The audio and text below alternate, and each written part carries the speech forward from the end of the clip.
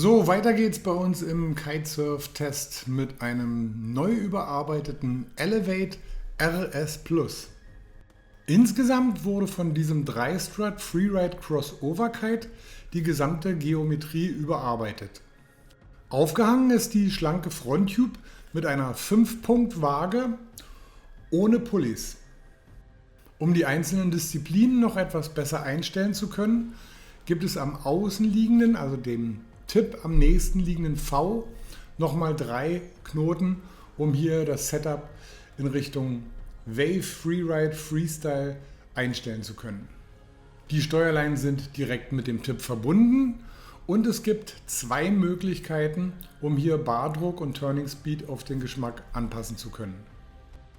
Leinenabweiser für die Waage gibt es am Ende der Fronttube und an den beiden äußeren Querstruts. Die Mittelstrut kommt ohne Leinenabweiser aus. B- und entlüftet wird dieser Kite mit einem großen Ein- und Auslassventil. Die One-Pump-Schläuche sind sehr kurz und sehr gerade gehalten. Das sehr steife Material der Fronttube ist ein Dyneema-Gewebe und nennt sich Dynatex und dient dazu, dass hier die schlanke Fronttube mit genug Druck versorgt werden kann, um das Gerüst zu stabilisieren.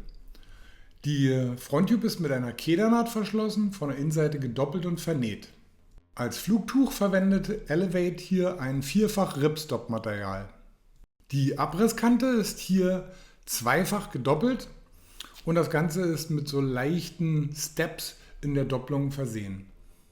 Zudem gibt es an der Abrisskante noch eingenähte Kunststoff-Patches, die ein eventuelles Flattern der Hinterkante verhindern sollen. Gleiches gilt nochmal für die zusätzlichen Latten, die auch in den Tipps eingearbeitet sind. Die Querstruts sind jeweils mit einer Single-Naht am Flugtuch befestigt und von der Innenseite gedoppelt und verklebt. Mögliche Abrieb- und Scheuerstellen sind mit gummiertem Gewebe verstärkt.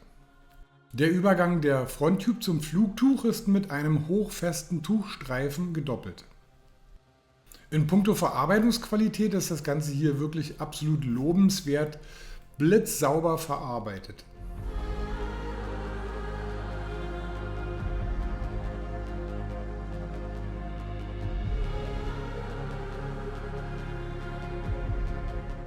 Die Kappe besitzt im Wesentlichen eigentlich eine leichte C-Form halt mit einer leichten Feilung und wird wirklich sofort absolut perfekt angeströmt und liefert konsequent gleichmäßigen Vortrieb, ohne dass man hier, obwohl die Fronttube sehr dünn ist, das Ganze hier mit Sinusbewegung unterstützen muss. Nichtsdestotrotz ist der Eleveight RS+ ein Kite, der von seiner Fluggeschwindigkeit lebt und auch hier ein Sinus logischerweise im absoluten untersten Windbereich die Leistung auch nochmal mit einem Sinus verbessern kann. Auch im Vergleich zu den Mitbewerbern in dieser Klasse ist die Leistung hier als sehr gut zu bewerten.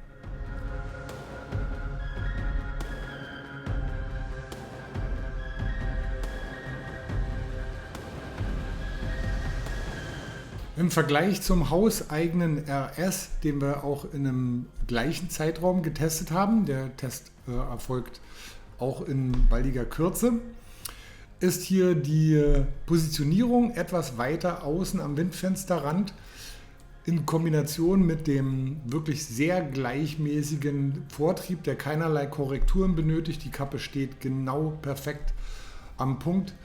Sind auch die Amwindleistungen hier absolut hervorragend. Das ist durch die dünnere Fronttube, das insgesamt etwas steifere Gerüst begründet.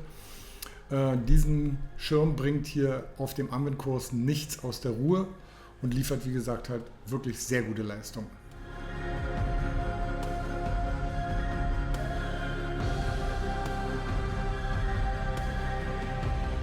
Durch das direkte Setup mit der steifen Struktur der Kappe insgesamt, die Waage ist pullelos und wir haben hier eine neue Bar, die mit sehr guten festen Leinen ausgestattet ist.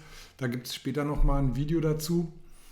Haben wir ein ganz direktes, sauberes Bar-Feeling, absolut direkte, präzise Umsetzung der Lenkbefehle mit einer echt exzellenten Fühlbarkeit über den Stand des Kites im Windfenster. Und das Ganze geht einher mit etwas unter mittleren Barkräften für Halte- und Steuerkräfte, die sich auch im Laufe über die gesamte Windrange nicht erhöhen.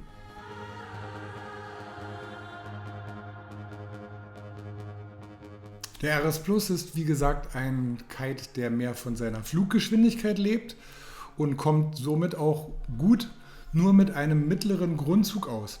Wenn wir das vergleichen mit dem normalen RS, stellen wir fest halt, dass der normale RS insgesamt etwas mehr Grundzug besitzt, was natürlich auch durch seine Positionierung minimal tiefer im Windfenster begründet ist.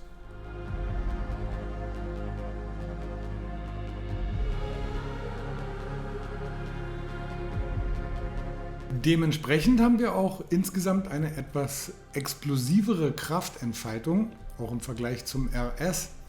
Aber diese fällt nicht so hoch aus, dass man jetzt in irgendeiner Weise genervt davon wäre oder dass man aus dem Gleichgewicht kommt, dass selbst ein noch nicht so guter Kitesurfer damit ohne Probleme gut klarkommen wird. Und das liegt ganz klar an einer wirklich absolut optimalen und homogenen Gesamtabstimmung dieser Kappe. Die Drehradien fallen insgesamt rund aus und können dank der Präzision des Umsetzens der Lenkbefehle hier ganz genau vom Radius aus gesteuert werden. Enge bis auch weite Radien mit dementsprechend unterschiedlichem Querversatz können hier ausgesteuert werden für gerade natürlich auch die Freunde des Kite-Loopens.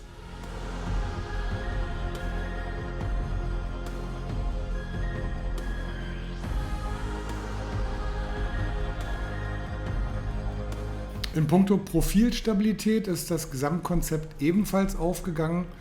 Die Kombination mit den modernen Materialien wie dem Dynatex bringen hier das Quäntchen mehr an Steifigkeit gegenüber standardmäßigem Dacron, dass auch selbst bei starkem Wind hier keinerlei Flattern oder Einklappen der Tips zu bemerken sind.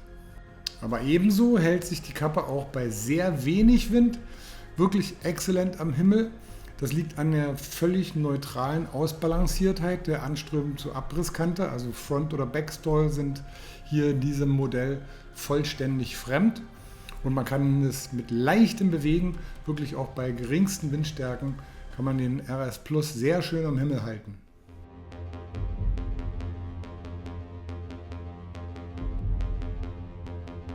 So wie ihr wahrscheinlich schon aus den ersten Beschreibung dieses Kites gehört habt, handelt es sich beim RS Plus definitiv um wirklich einen sehr performanten Schirm, der auch mit den Materialien, die hier gewählt wurden, die insgesamt etwas teurer sind als normales Dacron, jetzt bei 12 Quadratmeter bei einem Verkaufspreis von 1.949 € liegen, ist das Ganze hier nicht mehr unbedingt der Einstieg in das Kitesurfen, sondern spricht halt schon den eher etwas sportlichen und auch schon etwas erfahrenen Kitesurfer an.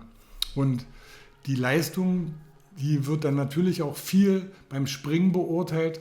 Und das ist auch ein Punkt, was der RS Plus hier wirklich exzellent erfüllt.